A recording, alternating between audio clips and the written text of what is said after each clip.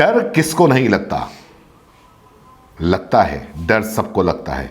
उसको सबसे ज्यादा लगता है जो ये कहता है कि मुझे डर नहीं लगता। चलिए खैर, हम जिस डर की बात कर रहे हैं वो डर प्रधानमंत्री और ममता बनर्जी इन दोनों के बीच का है, और ये डर मोदी जी को लगता है, ऐसा पश्चिम बंगाल की मुख्यमंत्री ममता बनर्जी कहती हैं। ममता बनर्जी मुंबई के दौरे पर थी और वहां पर उन्होंने शरद पवार से मुलाकात की, उन्होंने शिवसेना से मुलाकात की और कई जानी मानी फिल्मी हस्तियों से भी उन्होंने बात की।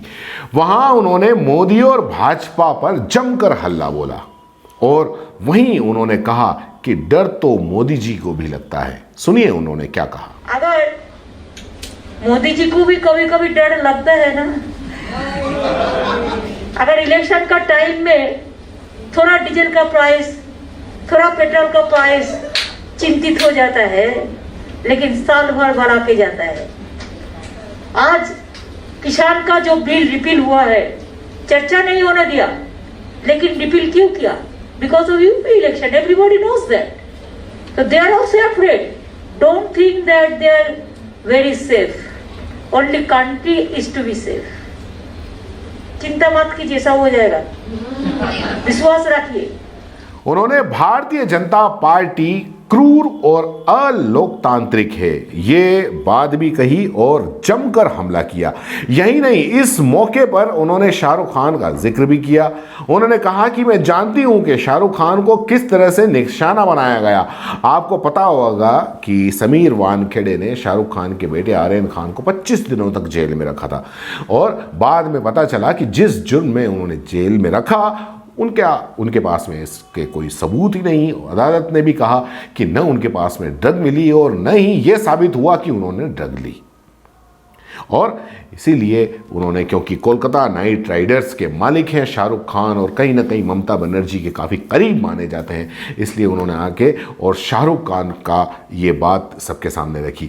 इसके बाद में महेश भट्ट, जाने माने निर्देशक हैं, काफ़ी बड़े निर्देशक हैं, महेश भट्ट ने जब सवाल किया तो उसके जवाब में ममता ने क्या कहा ये भी आप सुनिए।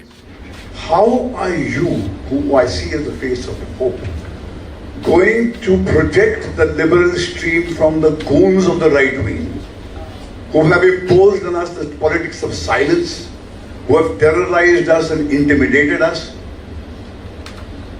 We have lost the moral muscle, the country has lost the moral muscle. Can we not all pool our resources and sing the song of India as we were born to? I think Moise is 100% correct. You have to sing for the future. You, the civic society, you have a very big role to play. India loves manpower, not muscle power. And unity in diversity is our origin. If you want to protect that, yes. Unfortunately, we are facing the cruel attitude and undemocratic attitude, unethical,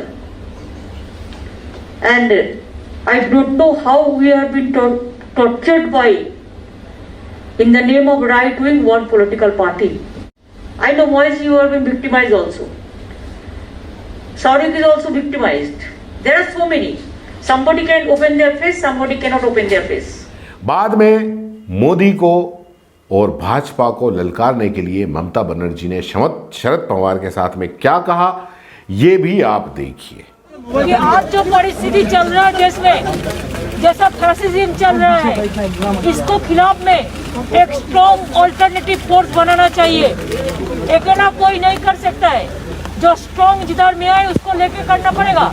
इसी के लिए Shahrukh ji is the senior most leader. बहुत दिन से हम शाहरुख जी का साथ में काम किया है, इसी के लिए मैं शाहरुख जी को साथ पॉलिटिकल कर्टेसी और डिस्कशन करने के लिए आए हुए हैं। शाहरुख जी ने जो बात कहा है हम सहमत हैं।